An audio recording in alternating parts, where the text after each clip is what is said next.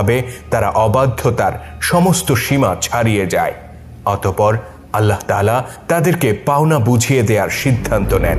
তাদের উপর আপতিত করেন এমন এক শাস্তি যা ছিল তাদেরই দুই হাতের উপার্জন। এক প্রভাতে যখন তারা গভীর নিদ্রায় আচ্ছন্ন ছিল, তখন সবার অলক্ষ্যে আকাশ থেকে নেমে আসে এক প্রজ্বলিত অগ্নিকুণ্ড, আর তা প্রচণ্ড গতিতে আছড়ে পড়ে তাদের পাপের নগরীতে।